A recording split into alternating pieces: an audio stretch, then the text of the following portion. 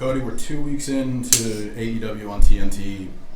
A lot of people not only are talking about how much they're enjoying the show, but paying attention to the ratings, viewership, all the little numbers and breakdowns like that.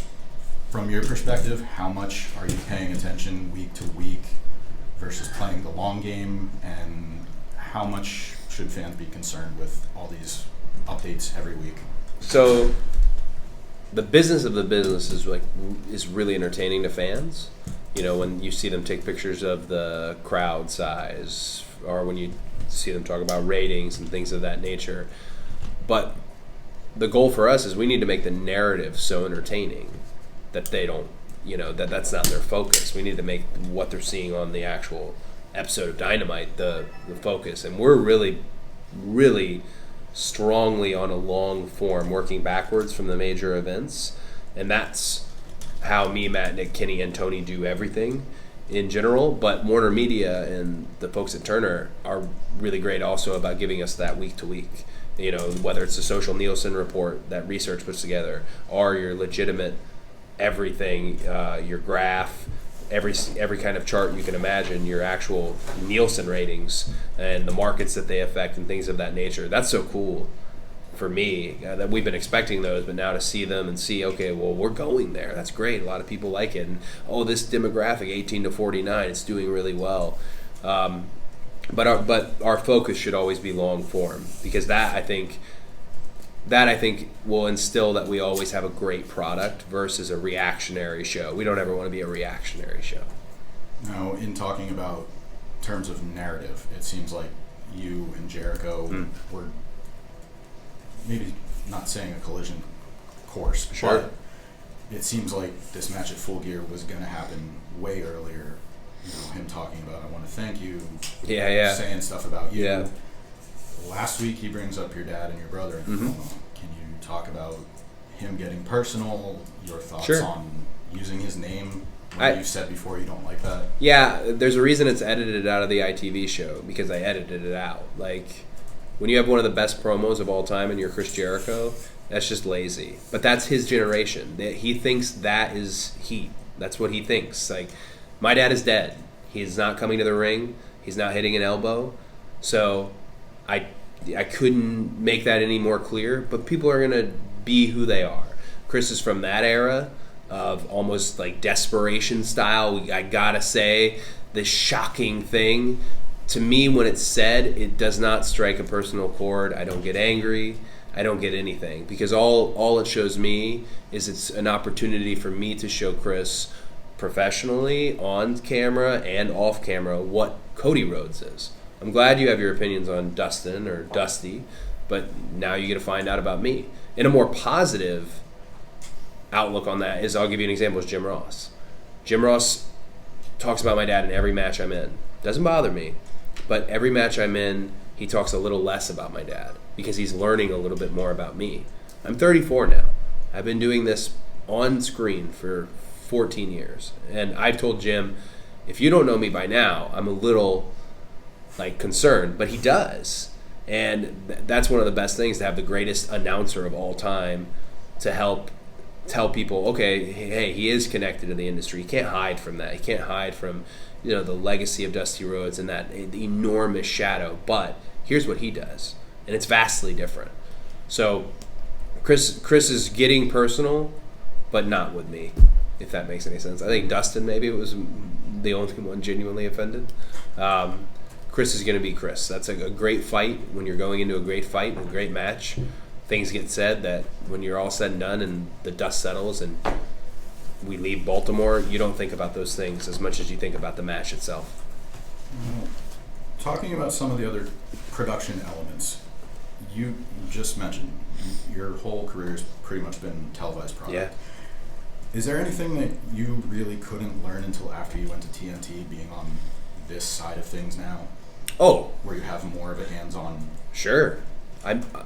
This is a lot of on-the-job learning for me as an executive. I'm the EVP of this company with Matt, Nick, and Kenny, but I really should be a junior executive because I'm learning that side of things, the corporate side of things, creatively and booking wrestling versus writing wrestling, and that's something that is a passion and creativity, and that's something that's been with me since I first started, and since I was growing up, because I'm talking with my dad every day.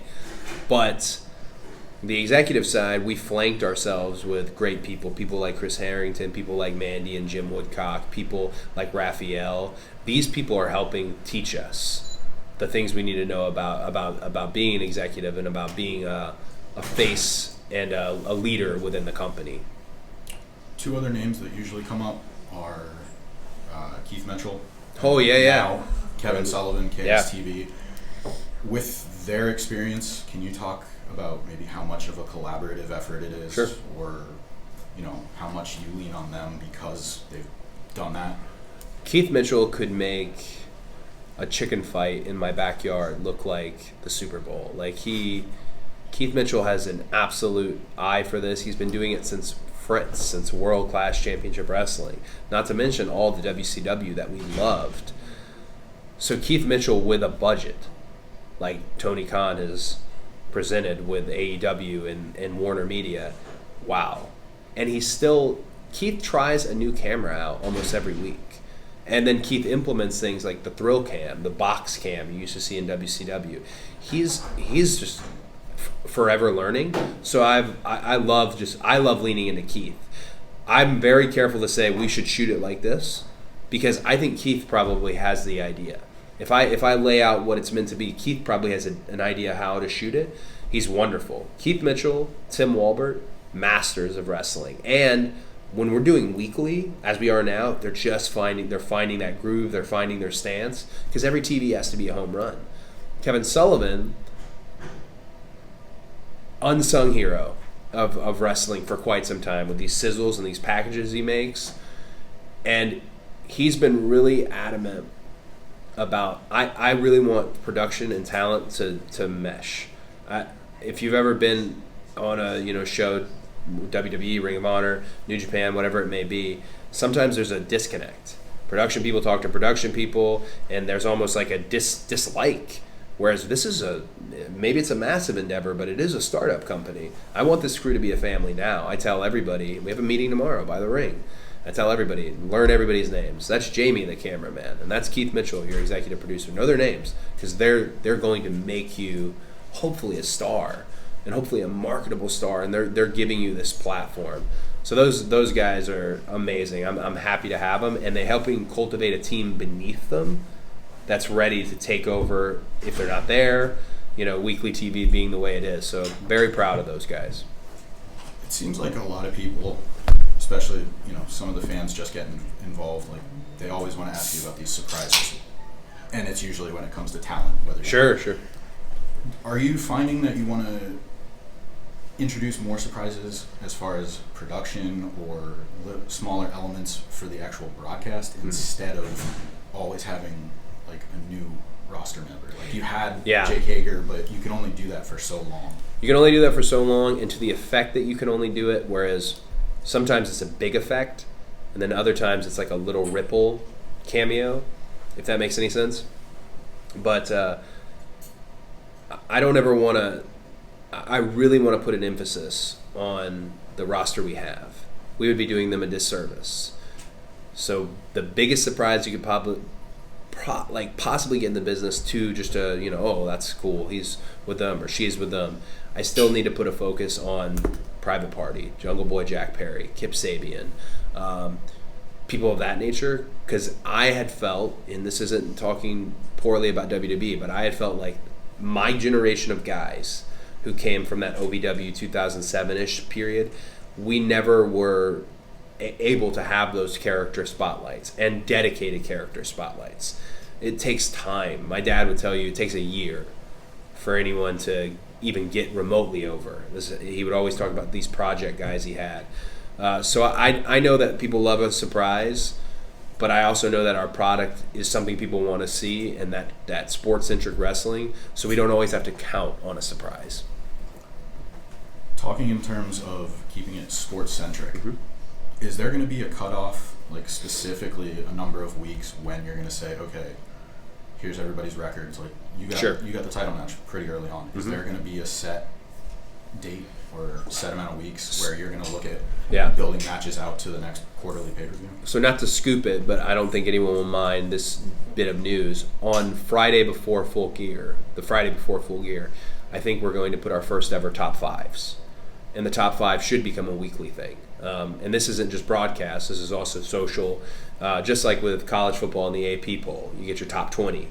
And sometimes a guy who's 5-0 is not ranked in the top 3 because of the quality of wins, the softness of the schedule. And it's fun because in college football, people argue over, especially when we get near the playoffs, people, should they not. Like Pac right now has these great wins over Hangman Page and Kenny Omega. He's essentially Ohio State for us at this point. There's got to be a title shot in his future. And there is, if he keeps winning and keeps going. But I believe before Full Gear, we'll have our top 5 for women, for tags, and for singles. And now that we have more and more, every week it helps us so much from data. I've expanded, well, to be fair, Kevin Sullivan's expanded the lower thirds on talent, so you can see their records. We want their records to be more present because Jim Ross is talking about them, Tony Schiavone's talking about them. But once we get a few more wins, a few more losses, a few more draws, whatever they may be, it really helps create that tapestry for us, which is something we promised, and it wasn't just a campaign promise. Sports-centric, the guys winning the matches are the guys in the title matches. Is keeping that promise, talking in terms of campaign, is keeping that promise something that you're really proud of? Because there are things that change when you started in January to now that you really couldn't follow through on. So for me, keeping a promise to the fan base when we talk sports-centric, when we talk wins and losses mattering, was something I said like in Jacksonville at the press conference.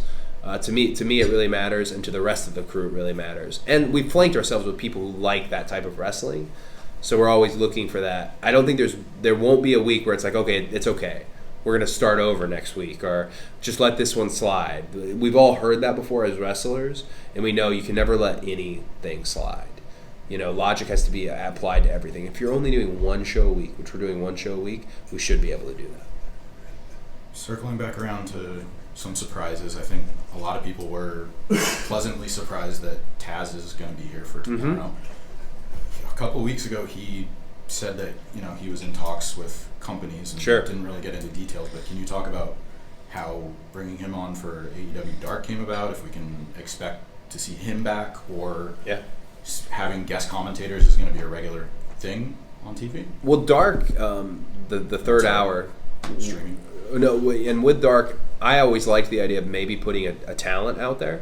I did commentary on WWE Main Event a few times with Josh Matthews and Miz, and man, I loved it. I learned a lot. You were getting. It was actually Michael Cole who was kind of feeding me the transitions and the sponsor throws and things of that nature.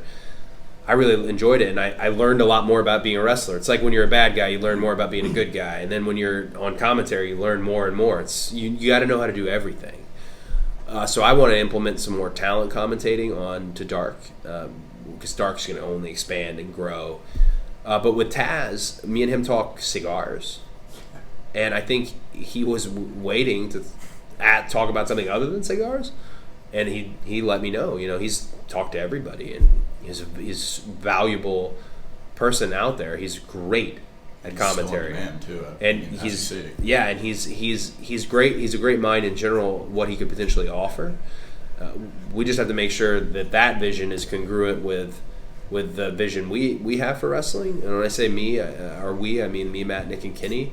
That being the case, because I have a real old school wrestling thought for sure, but my crew does not. We like to have a buffet of wrestling, if that makes any sense. I think Taz could be a great addition. I'm excited to see, not how he does, I know he's going to do great, but I'm just excited to see him tomorrow in Philly, because I like legends done right. I think that's doing a legend right. He gets to be out there, but he gets to commentate on tier 1 fresh faces that perhaps he's not seen before, and that's the rub. Some people ask, modern fans who are critical of Jim Ross love Excalibur, and then old school fans who love Jim Ross are critical of Excalibur. That's why they're together.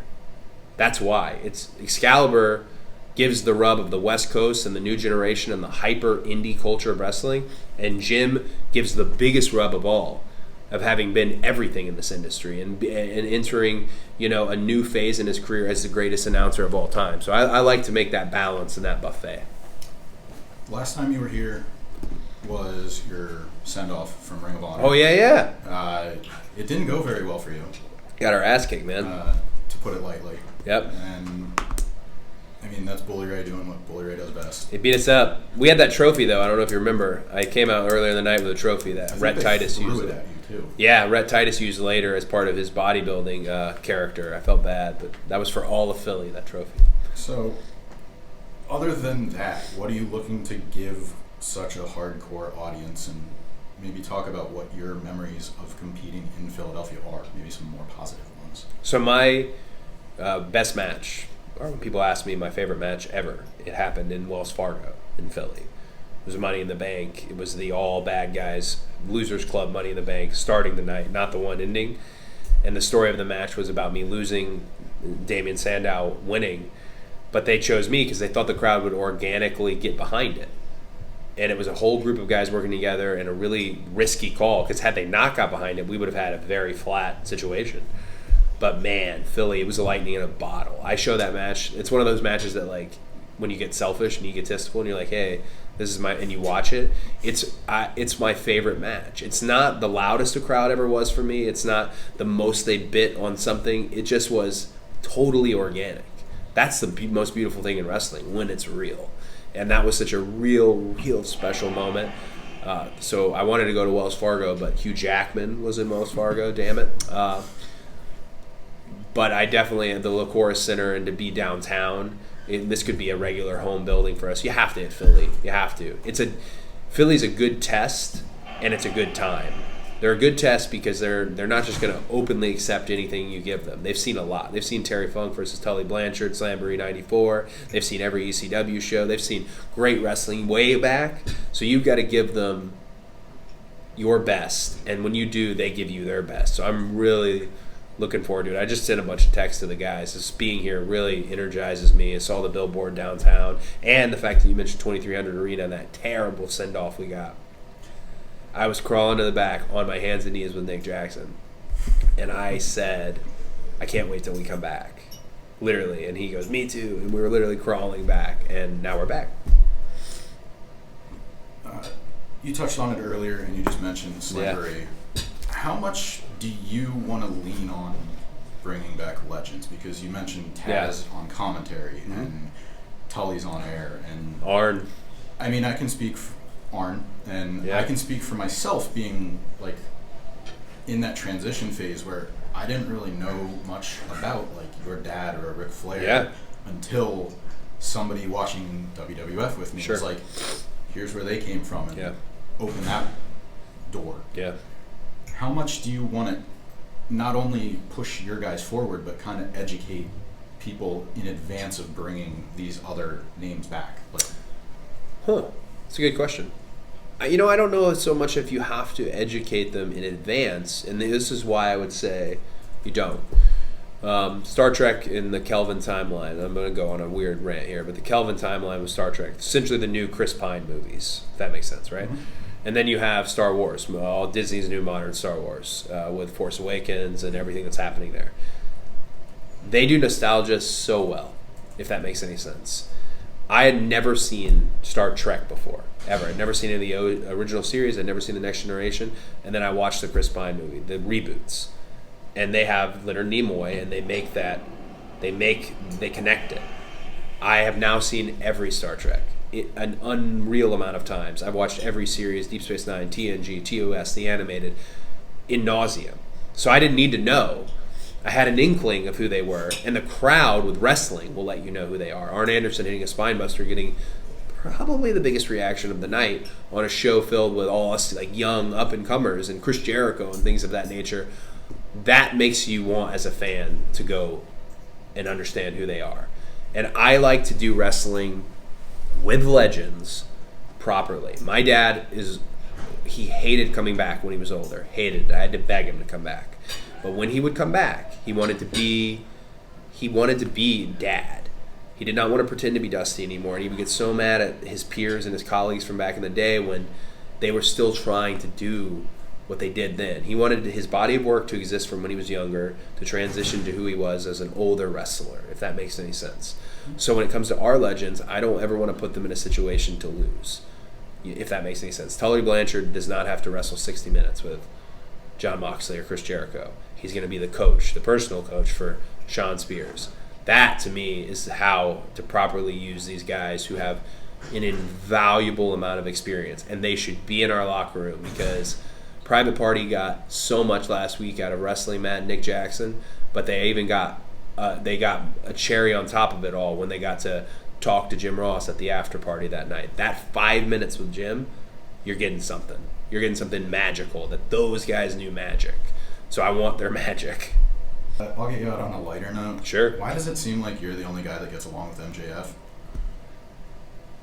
Okay, so I've been a bad guy plenty of times in my career. I've turned on tag partners. I understand. I'm not oblivious to the fact that MJF is an ass. I'm aware. I've done signings with him too, and I've asked never to do signings with him ever again because he is fully committed to you hating him. However, he was my hand-picked project before All In. I saw him at NEW, Northeast Wrestling, and thought that's like something's there. Whether it's because he's in your face asking questions, whether it's because he's literally growing, his body's growing, knowing that he's putting in work in the gym, or his matches, he's able to mix the modern style with a new style, creating his own style, or just the X Factor, whatever it was. I sold him to Matt and Nick for All In, and then after that, I never had to sell him again. He's entertaining. And I feel like he's mine, and I want to cultivate that. My dad had so many projects through the years, so many projects. So this is my project, and maybe I don't have that many, but this is one of my first projects as a leader and someone as a mentor. I've never been a mentor before, or at least I didn't know I was till now. And some of those guys, Jungle Boy Jack Perry, Kip Sabian, Max, a bunch of projects that we have that we're homegrown and going to develop. But I want Max to have the best chance to succeed and win. So I know he's not friendly, and I know he's not sociable, but in the ring he can get it done. And if you watch last week's Dynamite, he will make the right decision from time to time. Thank you so much. Thank you, Thank man. you. Hell